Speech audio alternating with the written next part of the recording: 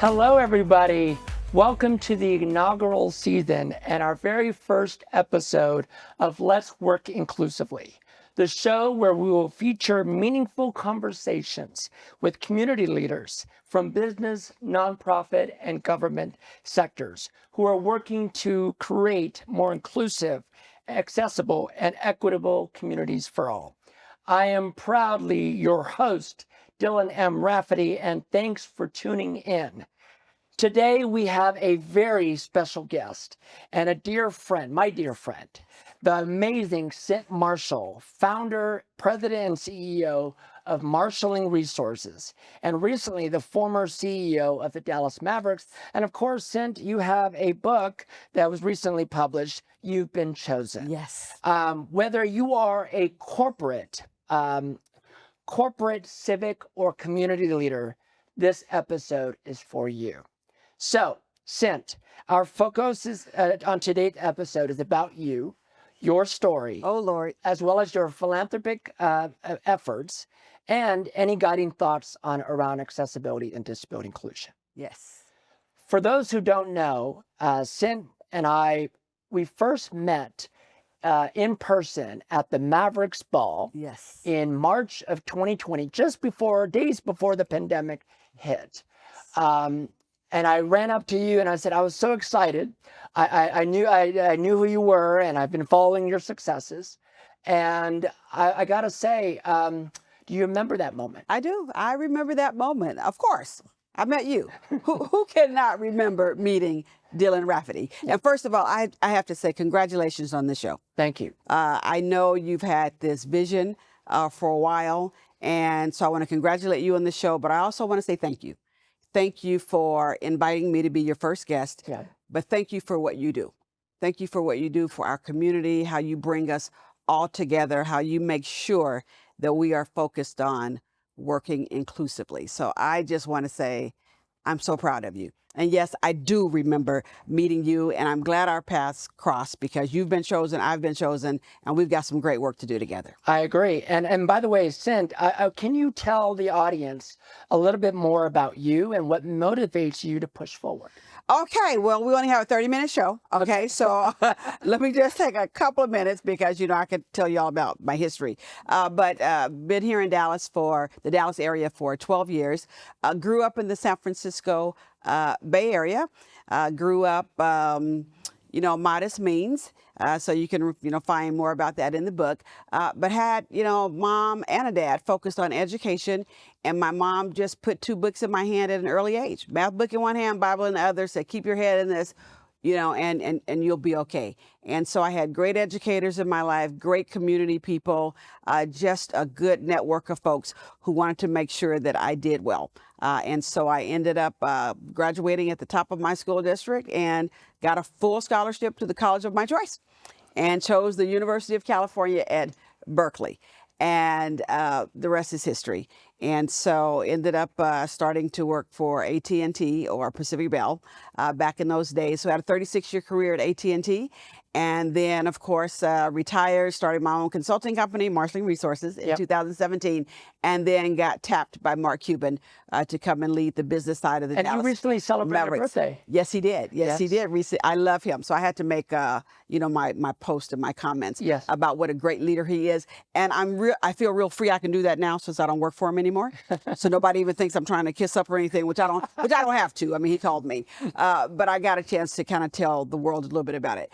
So that's kind of just, where I grew up, professional background, all that. But what I'm the most proud of is I'm the mother of 4. Yeah. And I'm the mother of 4 children that my husband and I were blessed to adopt. They all have their stories of abandonment, abuse, neglect, and all that. And so they were all in the foster care system at different points, and we were blessed to be able to adopt them. So that's what I am the most proud of. I am mommy first. So watching your leadership journey, Cynt, has been incredibly motivating to me.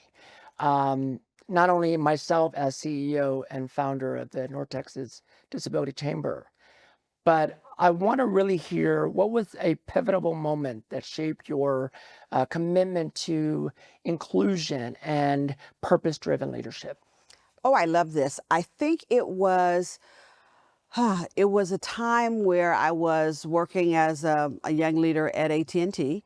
I was asked to lead our telecommunications consumer advisory panel.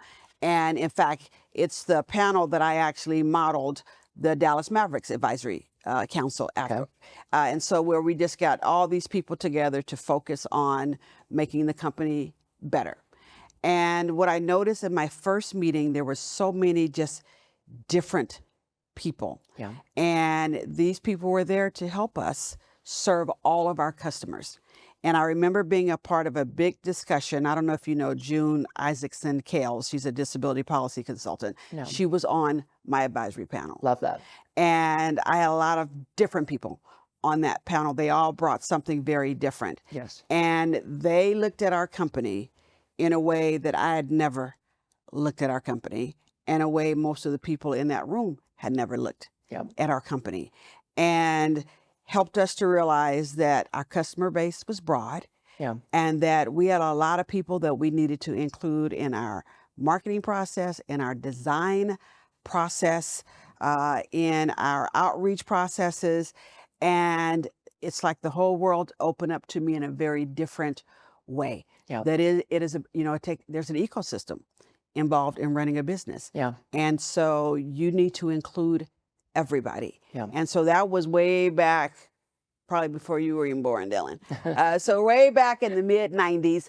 But I always go back to that moment because that's when I realized that it was bigger than just what I was doing every day with my team. And so I still try to make sure that I include everybody. So when I think about inclusion, I think about the importance of diverse voices. Yes. And in the disability landscape, as I'm trying to navigate my organization, I've learned that I can't just include one segment of the disability population. I have to include everybody and find ways to bring them into the conversation or reel them in so that they not only are invited, they have a seat, they have something to say, and they have a vote. Yes. And that Yes. vote basically sets the direction for our organization. And that's what it's about, making sure you want people to not just be heard, but to know that they are having an impact. Yes. That they are part of what you're getting ready to execute on, that they are part of the execution. Well, I want to take a short commercial break. Thank you, Cynt, thus far. So hold on one second. So we have our commercial break with one of our partners, our investor partners, 3Box. There is a video that's going to be played. And so at this time, the North Texas Disability Chamber, we know that inclusive communication drives real change. That's why we're proud to partner with 3Box Strategic Communications. 3Box is a Texas-based PR and marketing agency that has been making an impact for more than 25 years. From brand strategy to stakeholder engagement, they bring clarity, creativity, and results. 3Box helps clients from all industries find their voice and use it with purpose. As someone working with them on our chamber brand, I can tell you they truly get it. If you're ready to elevate your message and make it matter, connect with 3Box today. Visit 3box.com/NTXDC. That's THREEBOX.com/NTXDC. Thank you. All right. So we're getting back now, Cynt. Yes. And let's dive deeper into the main part of the discussion. And I want to talk about your heart for service. Yes. And recently, Dallas Casa received, I believe it was what award was that? It was the Organization of the Year, the Nonprofit of the Year, kind of the mega category. Yes. Yes. So, and I know that's one of your favorite causes. Yes. So what are your, what causes or nonprofits are closest to your heart? Okay. And so you know this, you mentioned Dallas Casa, court-appointed special advocates. I am all about permanence and stability for our kids. Yeah. And so that's what CASA is about, making sure that every child in Dallas County that's in care in the system has an advocate, has a voice, someone that can follow them from foster home to foster home, and somebody that can truly advocate for them. So I'm not just on the board, and I was blessed to be the chair of the board for 2 years. Yep. I'm not just on the board, I'm actually a volunteer. Yeah. And so I am anxiously awaiting to get my new CASA case. I'd like to have multiple kids. My husband, he likes the babies. He does his report quick, but I like the cases where there could be some difficulty because I truly have a heart for helping our children. I have this saying where I say big people take care of little people, and that's adults take care of the children. So permanence and stability for kids, education, a good education, actually a good public education, honestly, helped to get me where I am right now. So I have a desire for all children to be able to go to school, have their needs met, those with special needs, which most of my children fell in that category. I have a desire to make sure that our kids do well because we want them to do well in life. And then, of course, people with disabilities. Because of, I think, some of the work I've done in the past. I am about accessibility, about access, about inclusion, about affordability. So causes where I can be a champion, as Latasha Heron-Bruff would say, for the under champion. Yes. Exactly. And so you and I think Tasha have really gotten us focused on that. So those are my passions. Obviously, I have a passion for women. For women who have found themselves in circumstances of domestic violence. My mom was in those shoes. I have a passion to help those women and families actually get through that. So I have a passion about a lot of things, but it truly is about just trying to help make things better. That's truly what my passion is. I told my kids a long time ago, when I'm laid out in a beautiful, beautiful suit, okay, with just sparkle and everything, only thing I want written is she left it better than she found it. That is my word. I just want to leave it better than I found it. You know, Cynt, one of the things that I really care about is living a legacy of impact. Yes. And purpose and service. Yes. And I'm very passionate about a variety of subjects.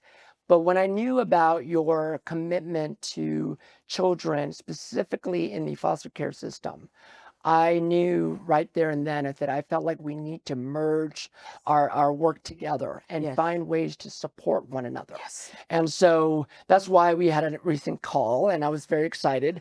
And thank you for asking me to be, drum roll, one of your special advisors. Well, you know, I'm so honored. It was something that I need. I need a strong, prolific leader who is a strong advocate for inclusion. Thank you. And as I'm growing my leadership journey, and a young CEO of a growing nonprofit, there's a lot of expectations and a lot of uncertainty, and don't know whether if I'm doing the right decision or am I tackling the issues correctly. And so it's so grateful that you are joining as my special advisor and guiding me through this process. So thank you. I'm honored to do it. I have a little bit of wisdom. You know, I'm at this age, right?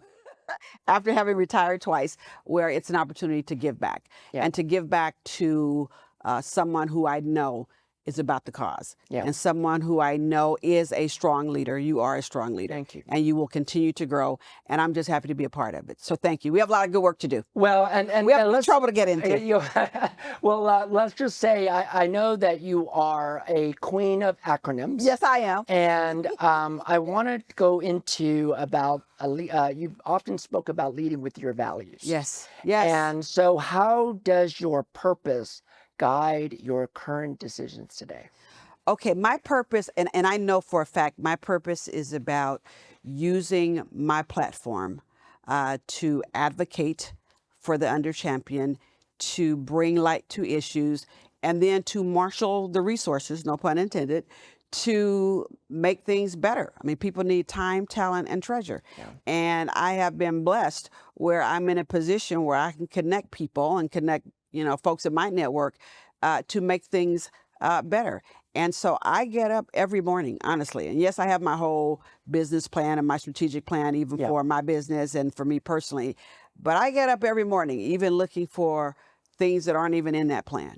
How can I make things better? Because that is my purpose. And I think if we all understand what our purpose is, truly understand it. I mean, I went through an exercise. I read this book one time called, the name of it is More, M-O-R-E.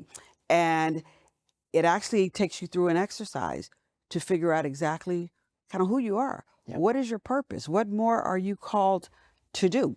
And so I went through that and I said, I'm really called to kind of help connect the dots, be there for people, get things happen. Like I know what I'm supposed to be doing. I also know my values, which is about, and we used a lot of those at the Mavericks, crafts, character, respect, authenticity, fairness, teamwork, and safety, both physical and emotional safety. So I know what my values are, and then I have some extra ones around health, fun, and faith. I got to take all that as a foundation and then use it every day to help people and to live my purpose. And so I often tell people, just take the time, take a few minutes and jot down what your values are. And then take another few minutes and identify your purpose. I think you've done all of that. And then get busy living it out. We all want a sense of belonging. Yes. And that belonging is sort of like the solution to solving the world's most complex issues. Yes. And my personal values is transparency, inclusion, and collaboration. Love that. And it basically is the acronym for TICK. TICK. What makes you tick? Yes. And so transparency, inclusion, and collaboration is my personal values that I've instilled not only as a professional, as a community leader, as somebody who is out in the community and doing things, but also is how I treat people. Yes. And I believe in transparency because sometimes they share too much and it's never too much. And so, but it's real because what you see is what you get. Yes. And that's what we need to do more of. Just be real, put it out there, because honestly, people can't really help you the way they really can help you until they know, until they know what the needs are. My mother used to always say, a closed mouth will never get fed. You have to open up, tell people about yourself, tell people what you need, ask for that help, and be just very transparent about things. I love transparency, and I like that. And I like the way you ticked it off real quick. There you go. I like that. So our next commercial break, I wanted to let everybody know that we have an upcoming event coming up.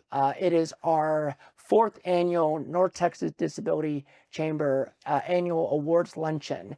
And Cynt Marshall is one of our namesake of awards, which is the Cynt Marshall Catalyst for Inclusion Award. And so we're excited about that event. Tickets are readily available. We are less than 25% away from selling out. So last year, Cynt, we had 200. This year, we're expecting to have 400 people. That is amazing. So we are okay, so growing. why do you think that is? And because I know why, because of course I was there. Yeah. Okay, and thank you for the award that's named after me. I said, that's when you know you're getting up there, when people start naming awards after you. But thank you for that. And I will be there. I will be there, of course, to present the award in my, the one that's named after me. But that's just not why I'm coming. I'm coming because it's a wonderful event. And it's a fabulous opportunity to support this great work. So that's why I'm going to be there, and I'm going to bring some people with me. But why do you think you doubled? Well, and the reason we're seeing the growth is that we're all about working inclusively. Yes. And we're bringing community, civic, government leaders coming together and seeing a sense of belonging into action. Yes. But most importantly, I've started to see a reception of leaders with disabilities, professionals with disabilities, feeling a place where they belong, but also they feel a place where they're not being judged or assumed, and there are people who want to learn and meet with people. So we're building that sense of camaraderie of a community with our organization. Exactly. I think you've created a space where people can be more transparent about who they are. Clearly, you're including everybody because you are intentional Yes. about inclusion. You reach out to people, you pull us together, and you're focused on collaboration. And I think we're especially at a point in time where we know the benefit Yep. of collaboration. Yep. I've, as you know, I've been involved in so many partnerships Yep. that actually have impact and have made a difference. And so you create those opportunities. Yep. So I think that's why you're growing. Well, and that gave me up to our next commercial. You brought about partners. We have over 80 strong partners and growing. And so you'll see on our website basically highlights the list of the partners that we have. And it is because of Cynt and her collaboration, we are a partner with a number of sports teams, including the Mavericks, Yes, the of course. Rangers, and the women's soccer team, Dallas Trinity. Trinity FC. We're like ambassadors, Exactly. essentially. Yes, So, yes. but anyways, I want to say thank you to all of our partners. And because of you, we're able to create Let's Work Inclusively podcast.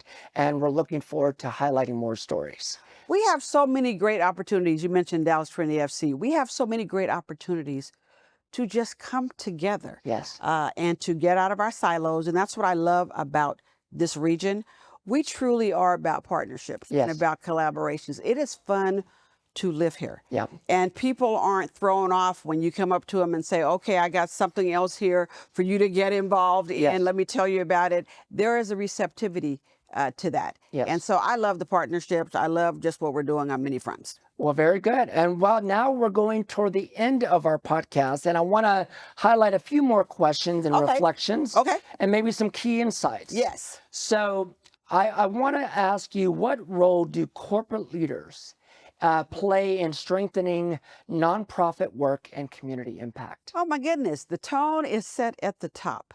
Yes. And so when that leader, that CEO, that chairperson says, here's what we're all about, then it just rolls through the organization. And I'll give you a couple examples. When I first moved here and we first moved to the Dallas area in 2013, I was asked to get involved in Dallas CASA. The corporation was looking at CASA, and they said, well, of course, Cynt has to be involved because of her background. And I had been involved in CASA in California and a similar program in North Carolina. Yep. And so the chairman made it a big deal. He actually came and accepted an award that the company received, but he didn't want it to be just about a donation. He wanted it to also be about us being involved and being volunteers. Yep. And so we ended up really showing up in a big way. You know, I always say we have to show up and show out. Yes. So we showed up in a big way at a volunteer recruitment event to just try to get more volunteers to be advocates. I think the people at the organization were stunned how many AT&T employees showed up to actually become advocates. Yep. Because the tone was set at the top about how important Yep. it is. And it's the same thing when it comes to education. I have worked whereas I was the leader. I was in charge and said, you know, we're going to adopt a school. Yeah. And so when I was in North Carolina, we adopted an elementary school in Charlotte, North Carolina, underserved school, not too far from our location. And we literally adopted the school and took over. So many employees got involved in that effort. And I know it was because as a corporate leader, I set the tone. Yeah. People, yeah, they hear what you say, but they watch what you do also. Yep. And so to get right in there, have my hands in it as a volunteer, that mattered to people. And I call it shadow of the leader. As a leader, you have to ask yourself, and you will do this often, what kind of shadow am I casting? Yep. What's coming off me that's going on to others, and then they'll pick it up and run with it. And so here at the Mavs, we ended up adopting an elementary school at Del Turner. Same thing, because I made that a priority for us. Corporate leaders have a huge role to play in what their employees do in terms of service, in terms of how they give their time, their talent, and their treasure. You know, and you made a really good point about leading by example. And I learned recently at a panel conversation at Communities Foundation of Texas, so a leader at AT&T mentioned about the employees actively engaged in showing up and being present and showing out Yes. are the ones that are more likely getting promotions within internally and within organizations. There's a So, direct connection yes, to employee upper mobility, their satisfaction. yes, Employee satisfaction is huge. and There's a culture. direct correlation with that and service Yes. and giving of their time. Yeah. So thank you for providing that insight, not only from a leader yourself, and not only previously with AT&T for almost 30 years, 36. 36 years. 36 years. Can you believe that? It was 36 years, 15 different jobs, 3 different states. Wonderful, wonderful experience. Yeah. So now looking ahead, what do you hope the next generation of corporate and nonprofit partnerships will prioritize when it comes to inclusion and accessibility? Here's what I want them to do is think about outcomes. Yeah. So we think a lot about the impact that we're making. We think about opportunities and all that, but truly think about outcomes. What is it that we actually want to see? We know why we're doing this work, but we have to measure it to make sure that we have outcomes. And outcomes look like how many people are we getting into the workforce? How many kids are we impacting that actually are graduating high school and going on to careers? It looks like corporations looking at their policies saying, oh, they actually changed how they are designing something because of people with disabilities. They've actually introduced new products to make life easier for everybody. True outcomes, not just what's in a policy, and policy matters, public policy especially Yes. matters, but then you have to take that into outcomes. What are we really seeing? So that's what I'm hoping we can all start to focus on. True outcomes. Well, you're absolutely right. Outcomes. My dad has always taught me the importance of results. And sometimes results also include quantitative and qualitative data. And it cannot be one or the other. It has to be both. Has to be both. And I think that as a researcher and now of hopefully getting my doctorate next year. Congratulations. Thank you. But I've learned that data fuels support to influence policy changes, not only internally in our own organizations, but also within corporate and government settings. Exactly. And those policy changes should ultimately tie to some great outcomes. Yes. We have to always remember, we kind of know why we're pushing policy and why we want this to happen, and then it happens, and then we have to carry it through to make sure we are getting the outcomes that we wanted, and even better outcomes. We like those surprises when it's even better than we thought, but we have to carry it through. So, Cynt, as we close, I wanted No, I don't want to close. I know, I don't want to close either. What I will say is this has been a rewarding experience thus far, our first episode with you. Yes, first one. I know, I'm so excited. So I wanted to end it by asking you this. Knowing our podcast is Let's Work Inclusively, what are your 2 cents for our listeners and viewers to take away from today's episode? My 2 cents is about what I call the fee for admission. And I said there's a fee for admission that we all have to pay in order to live, work, and play here. It is about fairness. So wherever we show up, whatever we're involved in, we have to make sure that there's a fair and level playing field for everybody. It's about engagement, engaging everyone, no matter where they come from, their background, what they look like, how they live every day. We have to engage everyone. Yeah.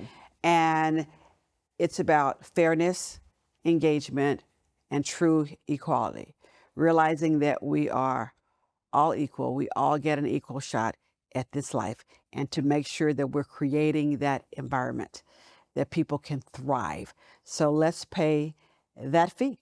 And we are blessed to be here. We're blessed to be able to do this work together. let's truly focus on fairness, engagement, and equality. Thank you, Cynt. Thank You're you my very friend. much. Thank you. So Thank you. next month, we are introducing our next guest, which will be featuring 3 emerging leaders of the inaugural cohort of the NTXDC's Emerging Leaders Fellowship Program. It'll be a great one, guys, so stay tuned. So I'll see you next time. Thank you, Cynt. Thank you. Love you. I love you too.